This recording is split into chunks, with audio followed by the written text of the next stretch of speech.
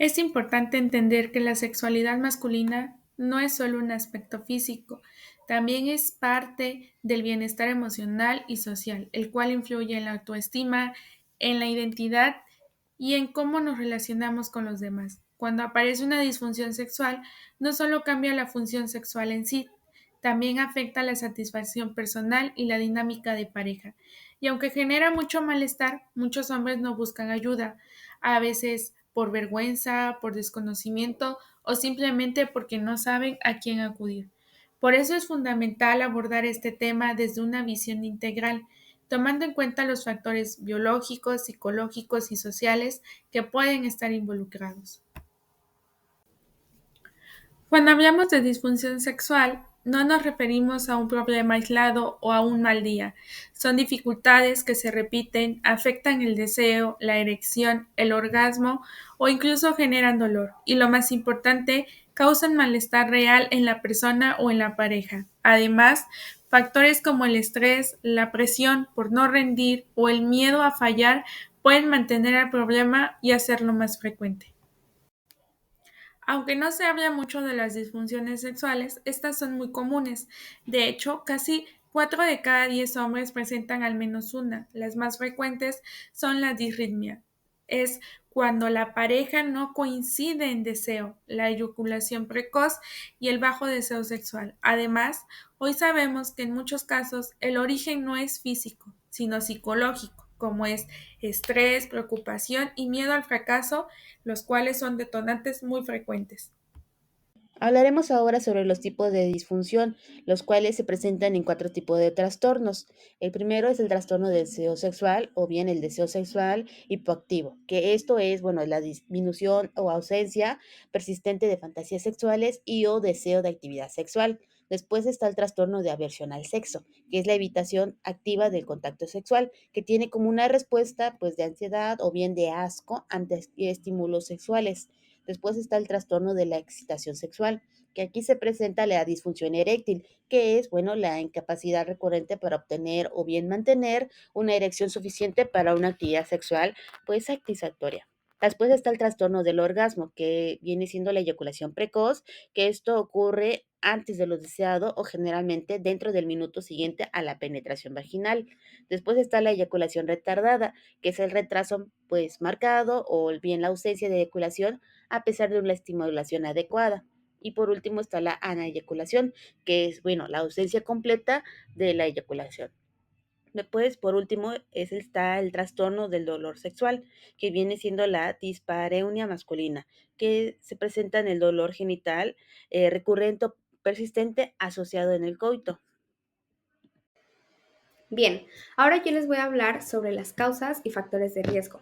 En la excitación sexual del sexo masculino están involucrados el cerebro, hormonas, emociones, nervios, músculos y vasos sanguíneos. Un problema con alguno de estos elementos puede resultar a una disfunción sexual, así como el estrés y preocupaciones que están relacionados con la salud mental.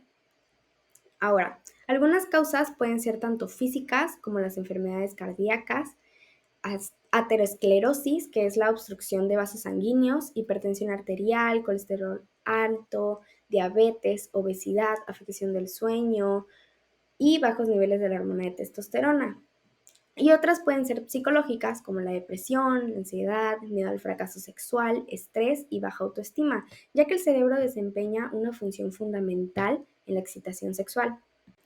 Ok, algunos factores de riesgo son las enfermedades crónicas como diabetes, hipertensión y afecciones cardíacas. El consumo de tabaco es otro, ya que este reduce el flujo sanguíneo a venas y arterias, lo que provoca enfermedades crónicas y derivan a una disfunción sexual.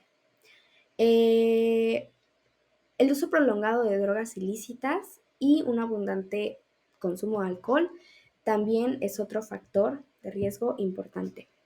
El abuso de sedentarismo y ciertos tratamientos médicos como una cirugía de próstata y medicamentos que incluyen a los antidepresivos, antihistamínicos y medicamentos para la hipertensión. Ahora, en cuanto a la fisiopatología general, vamos a tener mecanismos fisiológicos normales versus la disfunción eréctil, que esta es considerada que se da por múltiples factores.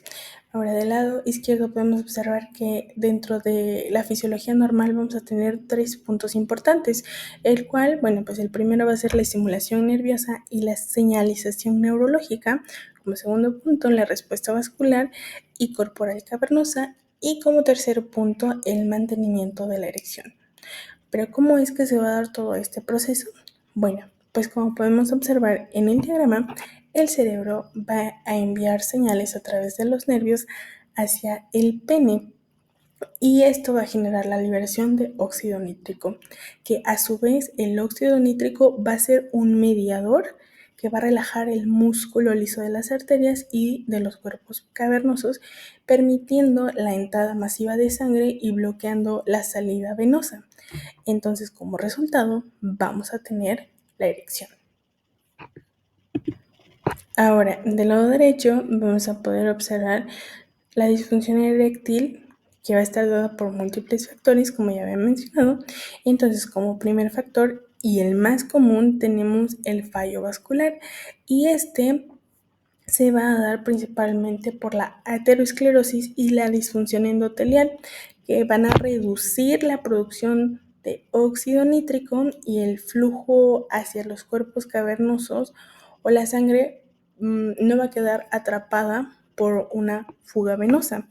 Como segundo factor vamos a tener el fallo neurológico, que esto pues va a ser un daño directamente a los nervios por otras patologías como la diabetes o lesiones medulares o cirugías que impiden que la señal nerviosa llegue hasta el pene, bloqueando el inicio del proceso eréctil que ya había mencionado en la fisiología normal. Ahora, como tercer punto, vamos a tener las alteraciones del músculo liso cavernoso. Esto, bueno, pues si el músculo como tal no puede relajarse, la sangre no va a entrar lo suficiente. Y esto ocurre cuando hay una falla en la vía de óxido nítrico y el GMP cíclico, o hay cambios estructurales del tejido cavernoso. Ahora, como cuarto factor tenemos lo que son las alteraciones hormonales.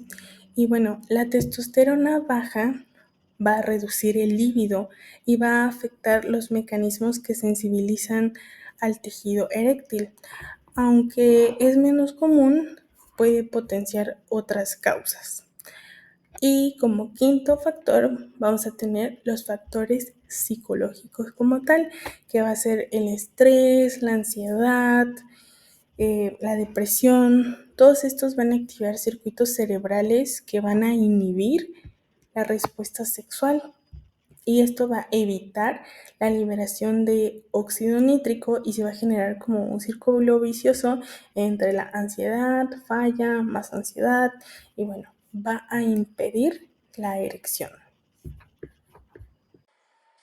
Muy bien, yo les voy a hablar ahora sobre el diagnóstico. Tenemos que hacer una anamnesis sexual y también biopsicosocial.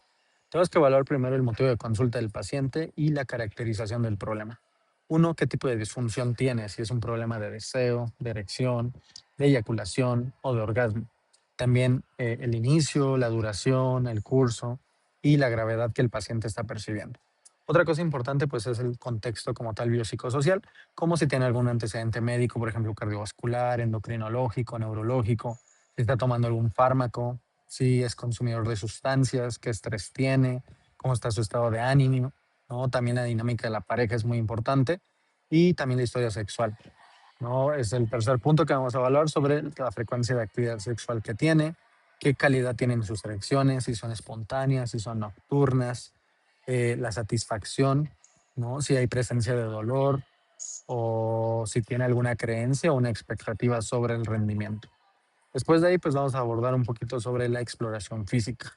Vamos a evaluar generalmente pues la presión arterial, el IMC, cómo está la grasa corporal, si hay algún signo de síndrome metabólico o algún problema de enfermedad cardiovascular. En la exploración pues urogenital se tiene que evaluar el pene Hay que ver si hay alguna placa, como por ejemplo una placa en la enfermedad de Peyronie, si hay alguna curvatura, una malformación o alguna lesión. También los testículos es importante explorarlos, ver el tamaño, qué consistencia tienen. Se puede evaluar el epidídimo. Si tenemos un ultrasonido, pues es mucho más sencillo. Evaluar también vello púbico o si hay algún dato de hipogonadismo, como por ejemplo ginecomastia, que a lo mejor el vello no esté en su ubicación correspondiente o alguna atrofia. Y por último, muy importante, la exploración neurológica. Tenemos que evaluar la sensibilidad tanto perineal como genital del paciente. Algunos reflejos, reflejo por ejemplo el bulbo cavernoso, qué fuerza tiene, cómo está el tono de los miembros inferiores, sobre todo cuando estamos sospechando este problema, a lo mejor como alguna neuropatía. Otra cosa muy importante que vamos a necesitar es escalas. Vamos a utilizar esta que puse, la del Índice Internacional de Función Eréctil, que evalúa pues la función eréctil, la satisfacción, el deseo del paciente. También podemos utilizar cuestionarios específicos de eyaculación precoz y también de deseo hipoactivo, o escalas sobre todo de ansiedad y depresión. También podemos pedirle al paciente que tenga un registro sexual diario sobre su actividad. Y por último, también tenemos que hacer una integración diagnóstica biopsicosocial. Cuando yo estaba rotando en el servicio de urología, tenemos que diferenciar entre lo orgánico versus lo psicógeno. Es decir, la presencia de erecciones nocturnas, si hay matutinas, si están conservadas, cómo es el inicio, si está relacionado con algún evento estresante, también si hay alguna comorbilidad vascular o si hay ya como tal ausencia de erecciones espontáneas que no orienten directamente a una causa orgánica. Muy importante, esta es la parte más importante de la evaluación integral de pareja y de contexto. Cuando es posible, pues hay que entrevistar a nuestro paciente sobre pues, la historia con la pareja, si hay alguna expectativa de comunicación, de satisfacción, si hay algún conflicto. Y esto obviamente me puede orientar mucho el plan terapéutico que vamos a tener en nuestro paciente. Si es solamente algo médico, pero si es más psicológico, si requiere algo hasta psiquiátrico. El tratamiento de nuestro paciente consta de estos puntos. Uno, vamos a tener que pedirle medidas generales y de sus comorbilidades, que modifique factores de riesgo como dejar de fumar, que reduzca el consumo del alcohol, sustancias, que mejore su dieta, el peso, que maneje las otras enfermedades que le acompañan, como por ejemplo la diabetes, la hipertensión, si tiene alguna dislipidemia. El tratamiento médico tiene que estar acompañado de un urólogo porque se pueden utilizar fármacos como inhibidores de la fosfodiesterasa 5, tal como el sildenafil y el tadalafil. También se pueden utilizar tratamientos locales como inyecciones intracavernosas de algún fármaco vasoactivo. Se puede manejar específicamente las enfermedades que vengan consigo. Otra cosa muy importante es el tratamiento como tal psicológico y sexológico. Que el paciente tenga terapia sexual, que tenga terapia de pareja en donde mejoren pues, su comunicación, resuelvan conflictos. También se puede entrenar en regulación emocional y en manejo del estrés, como que lleve a cabo técnicas de relajación, respiración diafragmática y muy importante también el tratamiento psiquiátrico, en donde podamos manejar sobre todo la depresión, la ansiedad, que son pues al final de cuentas enfermedades que ocupan medicamentos y también el uso cuidadoso de estos psicofármacos priorizando pues con menor impacto sexual o ajustando las dosis y los esquemas de nuestro paciente. También pues hay que manejar estrategias frente a los efectos sexuales de los psicofármacos. Hay que ir cambiando de fármacos con menor riesgo de disfunción sexual, ajustar horarios y coordinarnos de manera interpersonal entre médicos generales, psiquiatría, urología, medicina interna, también psicología. Y por último, la educación sexual en nuestro paciente. Hay que darle información clara sobre la respuesta sexual normal, que varía interindividualmente y que hay efectos de la edad, y también sobre la indicación sobre el uso responsable, por ejemplo, de la pornografía, expectativas realistas, enfoque de placeres compartidos más que este tipo de rendimiento. Esto pues va a ayudar al paciente que disminuya mucho su presión y que mejore su alianza terapéutica. La mejor manera de prevenir una disfunción sexual es cuidar tanto la parte física como la emocional, entender cómo es que funciona la respuesta sexual, quitar mitos y evitar presiones irreales ayuda muchísimo. También es importante manejar el estrés y estar atentos a las primeras señales. Y si ya aparece un problema, buscar ayuda profesional a tiempo hace toda la diferencia. La sexualidad es parte de la salud y merece atención igual que cualquier otro aspecto del cuerpo.